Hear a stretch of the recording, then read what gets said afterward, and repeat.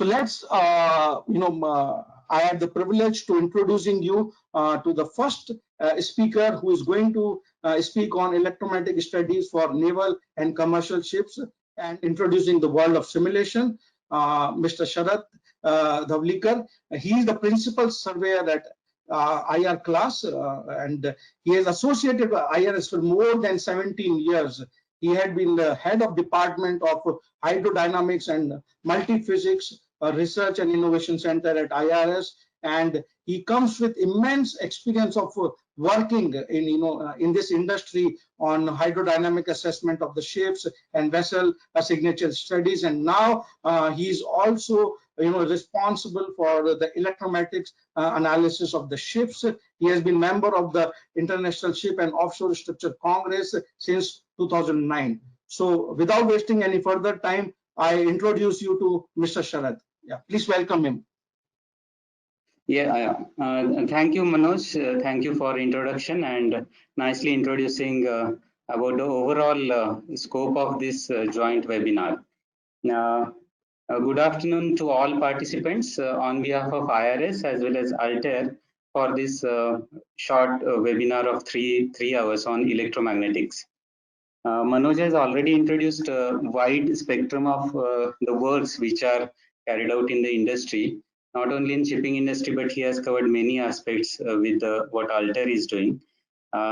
Coming to shipping, there are many analysis which he has briefly said about, say, hydrodynamic analysis, underwater explosion, electromagnetic studies, various signature predictions. There are many analysis works are involved. Before coming to analysis in specific, as all of us know, there are many stakeholders in shipping industry.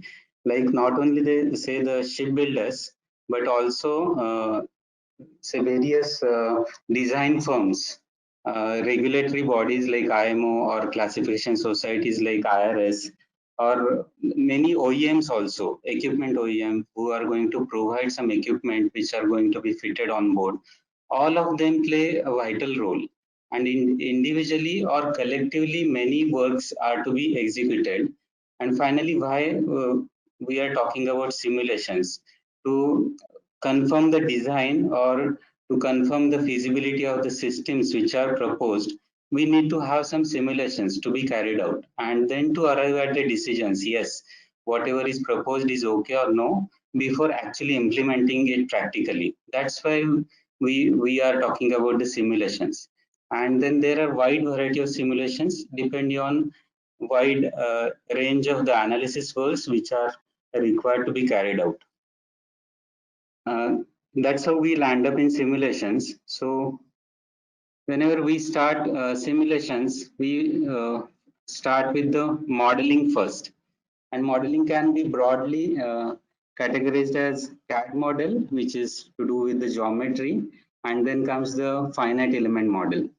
CAD model in shipping typically can be divided into, say, the hull into below waterline part or the above waterline part, which is primarily to do with various types of analysis. We need not have the complete ship details to analyze some particular aspect. Some small part of the ship, whenever the design is ongoing in the preliminary stage, we can start with whatever information we have having with, we can start with that.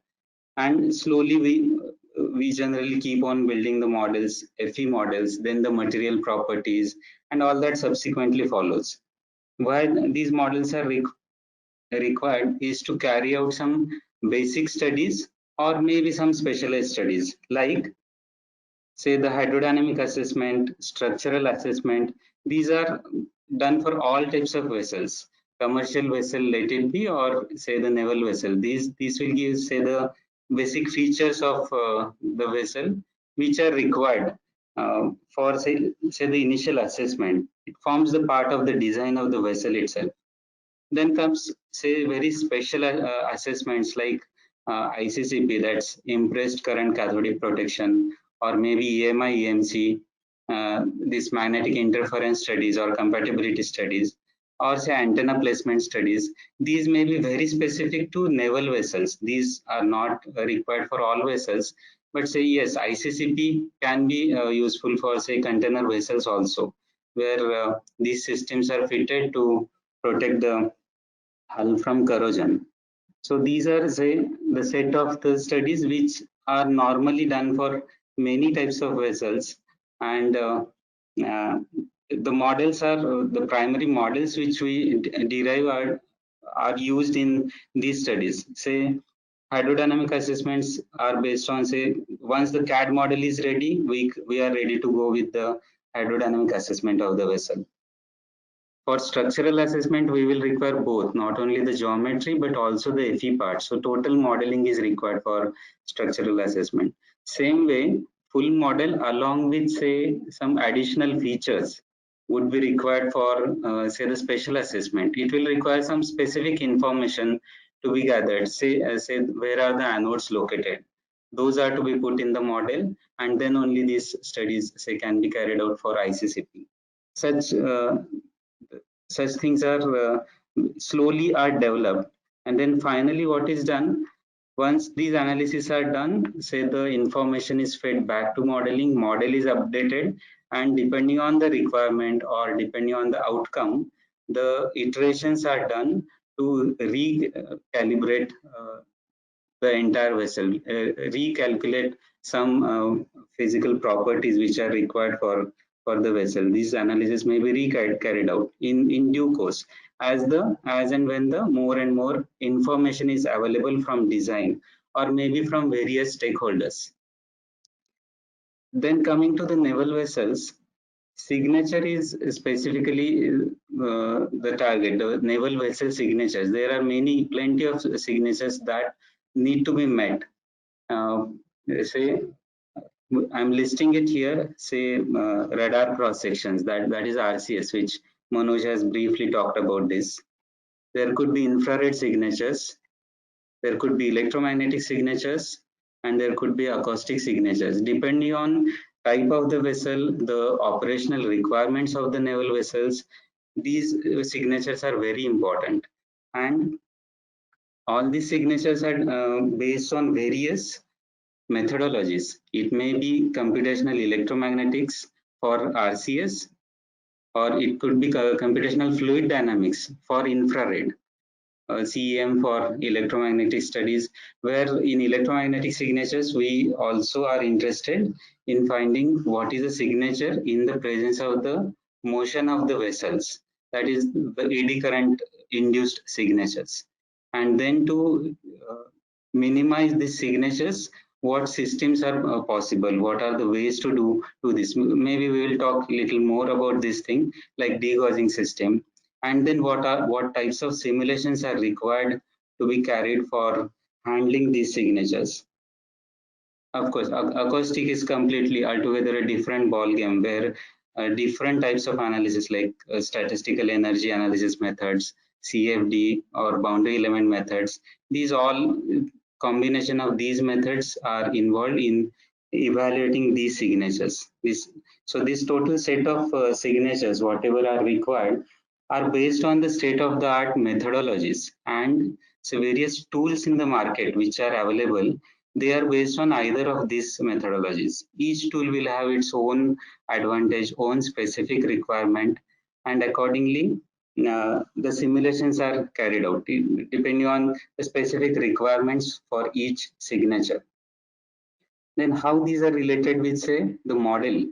Once we have the basic model for say RCS, the CAD model, which is a above waterline CAD model only is enough.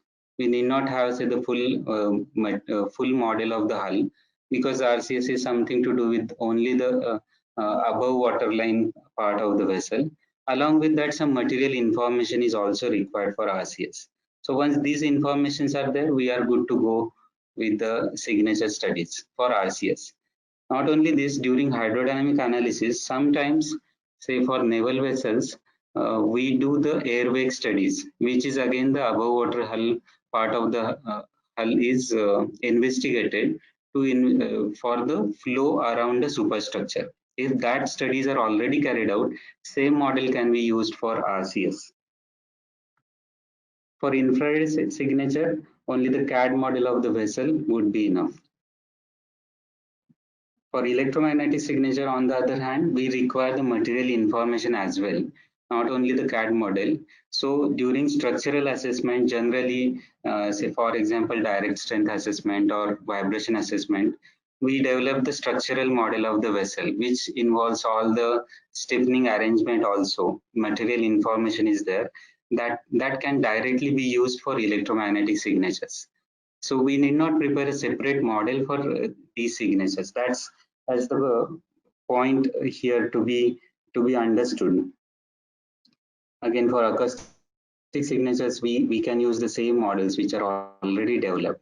And in the process, when these signatures are found based on some preliminary model, it is fed back to the basic model. Model is developed, and then again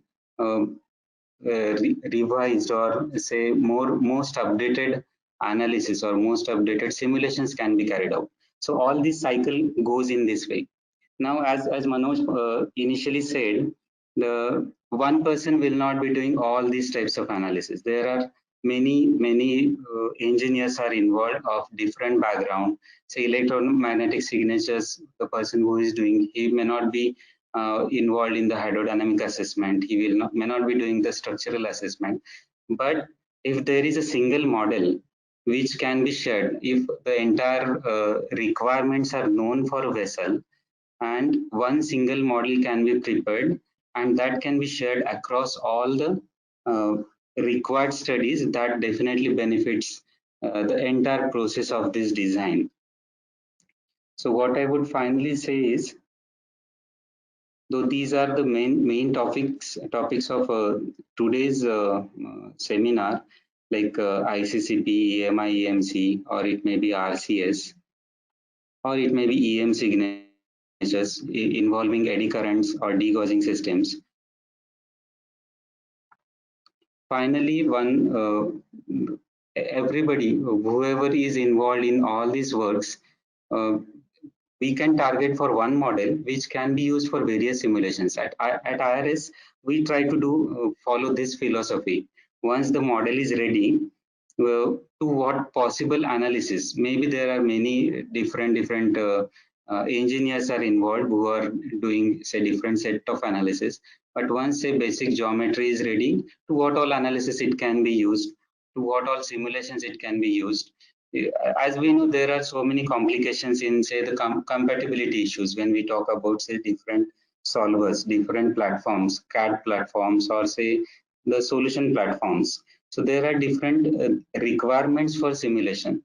So these are simulation needs. One platform, one solver may require some model in some specific format, others may not. And the CAD model may not be generated in that fashion. There are so many meshing issues.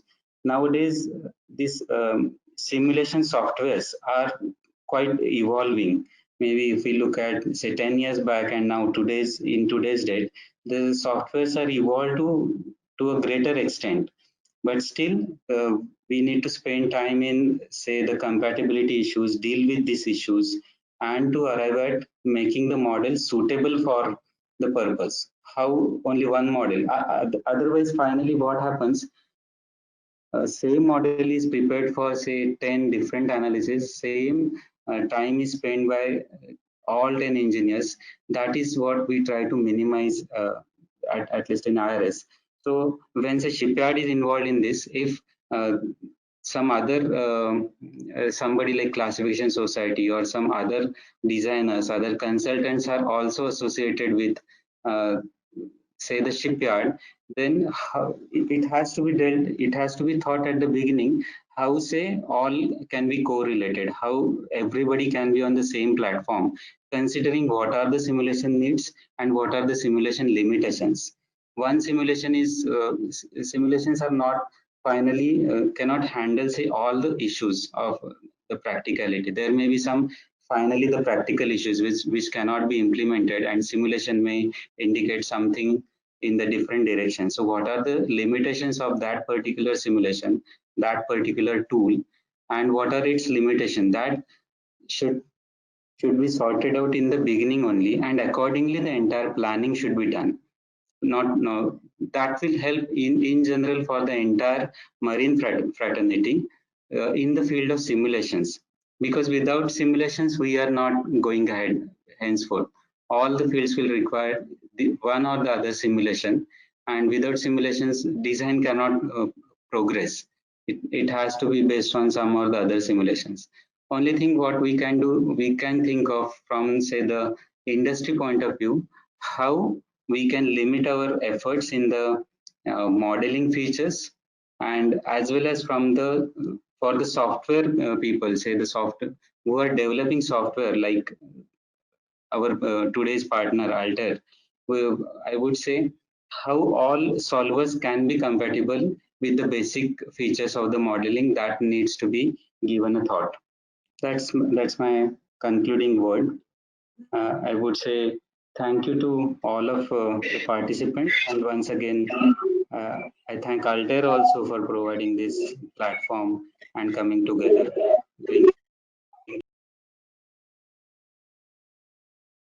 Good afternoon, everyone. Today I'm going to provide a brief introduction on low frequency electromagnetic signatures for ships and IR class capabilities in providing solutions to reduce these electromagnetic signatures. And the electromagnetic signatures can be broadly classified as low frequency EM signatures and high frequency electromagnetic signatures, whereas the low frequency signatures are mostly generated due to the underwater hull form, and the frequencies concerned to these signatures are mostly under 1 kHz. As most of this ship electromagnetic applications, signatures are classified as low and high frequency. These frequencies range from 0 to 1 Hz, as these are mostly generated due to the static electric and the magnetic signatures due to the hull form. And the signatures due to the above water hull form, such as RCS, infrared, and EMI, EMC, and optical signatures comes under these high frequency signatures. I'll be talking about these low frequency signatures, and my colleague Deepthi Pujari would be talking on high frequency EM signatures. The underwater EM signatures can be broadly classified as signatures arising due to the direct currents and the signatures arising due to the alternating component of the currents. And these direct component of the currents are further classified as static electric and the static magnetic signatures, whereas this alternating component of the currents are classified as alternating electric and alternating magnetic signatures. The static electric signatures are generated due to the corrosion currents flowing around the hull. We know that the seawater is a very good conductor of electricity, and the corrosion currents are generated due to the various materials used in the construction, and the difference in their electronegativity values lead to these corrosion currents. The steel hull acts as an anode, and oxidation reaction occurs on the steel hull, and it starts corroding. And the potential which is developed due to the flow of these corrosion currents is called as underwater electric potential, whereas the magnetic field developed due to the flow of these corrosion currents is called as corrosion related magnetic signatures. And these signatures can be target of exploitation in marine warfare. So to minimize the signatures, the countermeasures taken is the design of an effective cathodic protection system known as this impressed current cathodic protection systems. In these ICCP systems, the corrosion currents flowing across the hull are sensed by the reference electrodes. As you can see in the figure, the reference electrodes are named as RE1, RE2, RE3, and RE4. There are 4 reference electrodes which would sense the corrosion current requirement near the hull, and it would be fed back to the autocontroller unit by these anodes. This is an 4 anode configuration system, which you can see here. Generally, to protect the hull from corrosion, the potential that is maintained on the hull form is minus 850 millivolts.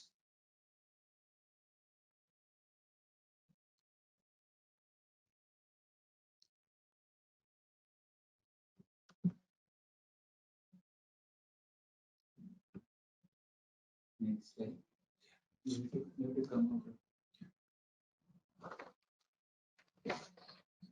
As you know that the Earth itself acts as a huge magnet, the magnetic field lines flowing across along the hull along the Earth's geomagnetic north and the south pole, as you can see here. These are the magnetic field lines that flow across the hull, around the Earth, you can say. And when a vessel with ferrous material crosses the Earth's field, it causes a disturbance to the Earth's magnetic field. And this anomaly or the disturbance can be exploited by the sea mines, which trigger due to the change in the Earth's magnetic field. The induced magnetic signature depends on the permeability of the steel hull, the shape and the orientation of various equipment. And another static magnetic signature, it's mainly due to the permanent magnetism that is induced to the vessel during the construction phase of the ship. And to reduce these signatures, the following are used. One is the degaussing efficient design of the degaussing system, wherein the magnetic coils are designed to reduce this induced magnetic signatures. And the other method to reduce the permanent magnetism is called the deperming method. And the most conventional deperming procedure is called the flash T method. And in this method, the shorts of electromagnetic field is applied in a stepwise incremental way to a predetermined maximum amplitude and stepwise decremental ramping back to zero. And with each subsequent shot, the polarity of the applied magnetic field is reversed and the magnitude is reduced linearly.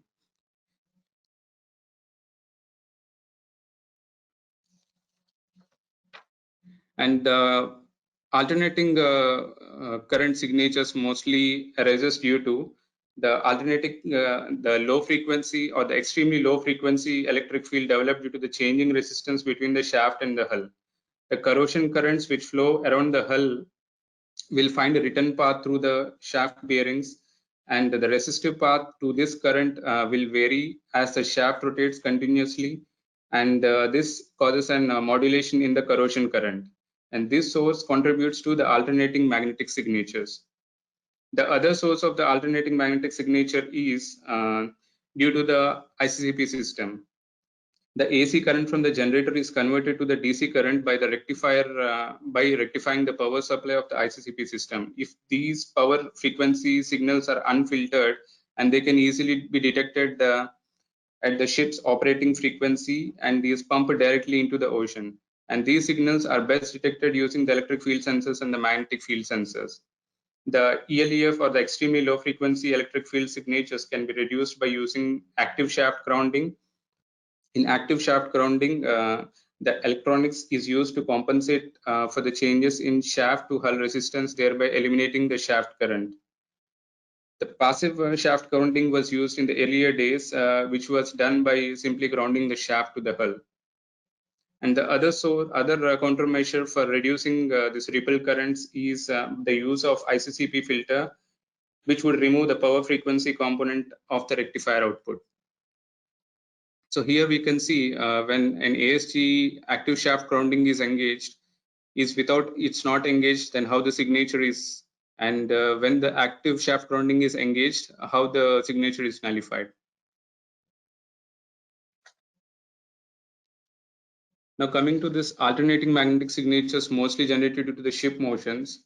The significant ship motions like roll and pitch in the static earth field causes alternating magnetic and these alternating magnetic fields are mostly due to the ship motions. You can see here BY and BZ. These are the Earth's field, and when the vessel rolls, there is a change in field in BY dash and BZ dash. That is the change in field in the vertical earthward shift direction, as well as in the vertical direction, as well in the earthward shift direction. When considering the pitching motion, the magnetic field changes in the vertical and the longitudinal direction. Also, the vessels, as the vessel's heading changes, the signature or the induced magnetic signature also changes. So this completes an introduction to this electromagnetic signatures. Now coming to this IR class capabilities in providing solutions for this EM signatures. The first one is a design verification of the ICCP system. This ICCP system is nothing but the impressed current cathodic protection system. And for a given hull form, this is a hull form wherein you can see this is an 4 anode configuration system, wherein for a given hull form we can calculate what is the current requirement for the anode selection, and supplying the current at the anodes. You can see here this is a 4 anode configuration for a particular paint breakdown. The current from the requirement of the potential is sensed from these reference electrodes, and the current is fed through these anodes, and consequently this at the reference electrodes the electric potential is sensed altogether in the vessel's operation. So for the desired potential in order to protect the hull from corrosion is minus 850. It's minus 850 millivolts. Okay, so it's minus 850 millivolts. To predict from this analysis, we can predict what is the underwater electric potential and the corrosion related magnetic signatures. And with these analysis, we can also predict if there is an power supply ripple failure. Then if a filter is failed, then how much is signature generated? These all calculations can be done. And we can also provide solutions optimizing the anode locations to reduce the input current requirement and predict UAP and CRM signatures as per the NCDs.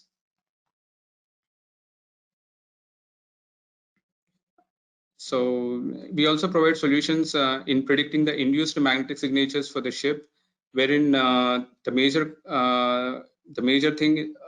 component of our study here is including all the FE model of the hull, incorporating all the FE components of the hull, like accurate modeling of the entire hull with the internal structures, and include the effects of internal machinery, equipment, and their orientations.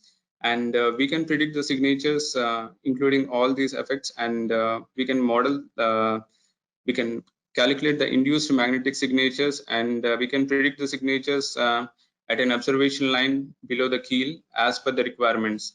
Here we can see for a sample vessel, these are the signatures that are induced due to the ferrous material that is used in the construction. Here it's due to the permeability of the steel.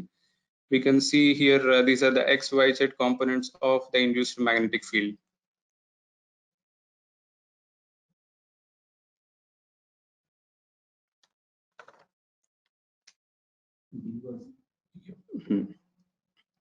Here we also provide solutions in carrying out the degaussing system design, wherein the degaussing coils can be modeled like the induced longitudinal magnetic coils to reduce the magnetic field in the longitudinal direction, and induced earthward ship magnetic coils like the A coils.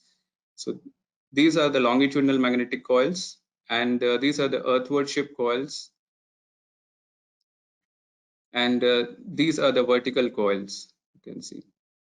So these coils are modeled in order to reduce the signature in both longitudinal earthward ship and in the vertical direction. For this degaussing system analysis, we can also use the non-mesh coils, which drastically reduces the computational effort. From this figure, you can see the dotted lines indicates the signature that is predicted without the use of the degaussing coils, or this is the induced magnetic signature of a vessel. And whereas with the use of the degaussing coils, the signature has been reduced drastically. So these kind of simulations can be performed to reduce the induced magnetic signature of a vessel and to make this vessel stealth. We also provide solutions in predicting the eddy current magnetic signatures, wherein for a given vessel, the extreme ship motions can be predicted, and the eddy current signatures that are generated mostly due to the roll and pitch motion or the motion of the vessel can be computed. So the snap indicates the induced earthward ship magnetic plot due to the roll motion, and this plot indicates the induced longitudinal magnetic field due to the pitch motion. So that's it from here. My end, and my colleague Deepti Pujari would continue from here. Thank you, Mr. Ram. Thank you. Thank you, Manoj. Hi, Deepti. Over to you. Yeah. Good afternoon, everyone. I hope my screen is visible. Yeah, visible. Can you put it into the presentation mode? Yeah, it is. Please go ahead. Yeah. Yeah. Okay, now let's move on to the high frequency concerns of electromagnetics. So basically, as all the previous speakers have mentioned, the high frequency concerns are basically the radar cross section, infrared signatures, etc. So I'm going to talk about the radar cross section. So what exactly is a radar cross section? So in a layman's term, if a radar cross section is an image or a picture that will depict how detectable your ship is. Let's say, yeah, sorry.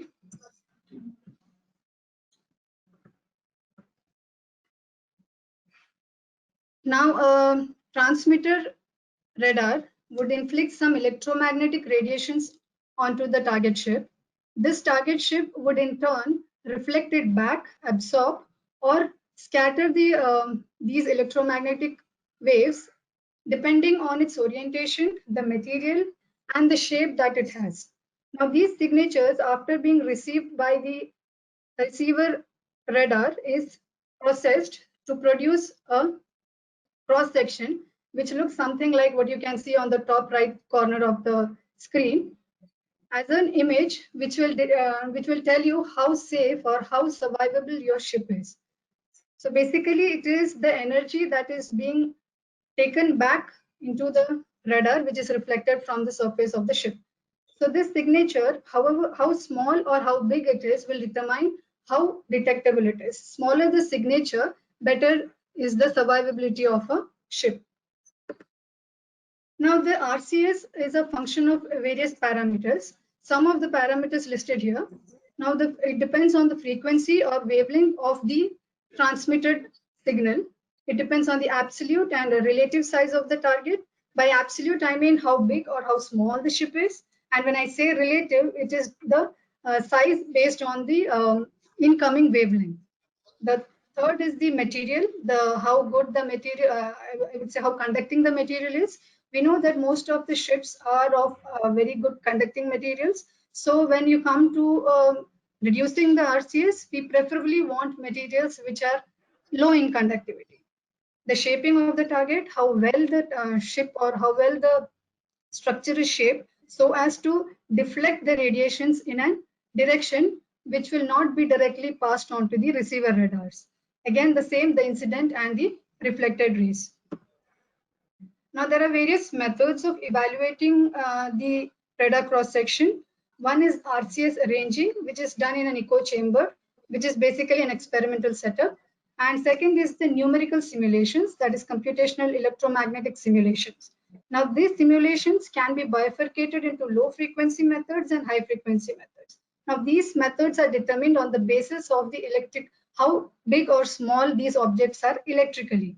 Now, when I say electrically small objects, these are the objects which are in the order of 1 wavelength to 10 wavelength, the wavelength of the incoming radiation. So if they are lying between these two, this range, then we can use the low frequency methods to assess its radar cross section. Whereas for objects, those are greater than 10 times the wavelength. For example, the ships, the aircrafts, which are very big as compared to the incoming wavelength, we can use the high frequency methods for its prediction. And now you can see a typical ship RCS table. This is obtained by experiments done on various maritime targets. Now you can see the vessels ranging from the fishing vessels to a medium-sized tanker, the length varying from 9 to 251 meters. And you can see the median values. You can see the median values of the median values. Those are put in a range for those particular type of vessels. The approximate minimum RCS obtained and the approximate maximum RCS obtained. So our concern would be basically warship, where the median lies between 10,000 to 100,000 meters squares, and the approximate minimum is about 5,000 meters square and maximum of about 100,000 meters square. Now, this is a sample of RCS simulation that was carried out on a sample ship model. Now, what is done is basically the ship is illuminated at 0 degrees and receiver radars are placed all along the azimuth of the vessel. That means if I'm transmitting some radiations in this direction, all the reflected radiations can be captured by any of these receiver radars.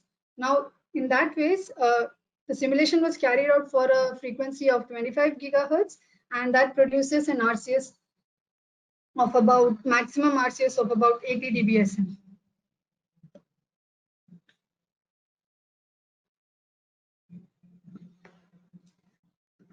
Next is the hotspot identification.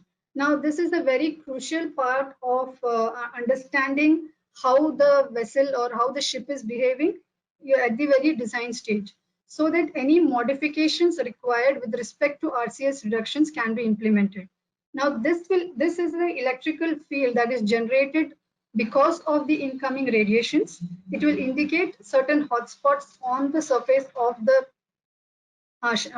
ship or of the target that we are looking into, and it will help us identify and make modifications or changes onto the structure at the very early design stage. So there are no implications at the later stages. So our target is to bring down the radar cross section. So once we identify like the regions like these which are causing high reflections, we can always bring about some change so as to change the reflection and reduce the radar cross section. Now we have spoken about what exactly is the radar cross section, how it can be evaluated, how can the hotspots be detected. Now, in order to implement the corrective actions, we need some reduction methods, and these are some of the reduction methods. One is shaping. How can we do the shaping? Shaping basically is to try and orient the target surface such that all the energy that is coming onto the target is reflected back in a different direction. It's scattered and not directly into the receiver radars. So the basic idea is to create a cone of silence around the ship such that nothing is directly reflected back onto the receiver. Maybe some sort of limitation is there in doing the shaping, but maximum idea is to orient it in such a way that no energy goes back onto the receiver radars. Secondly, the use of radar absorbing material. What it does is it reduces the energy of the material, energy that is coming in. It absorbs those energy and converts these electromagnetic energy into heat. So there is very less amount of energy that is reflected back and received by the receiver radars. So this radar absorbent materials are functional or operational for a certain range of frequencies for which it is being designed. So for a range beyond or below the range for which it is characterized, these might not be very effective.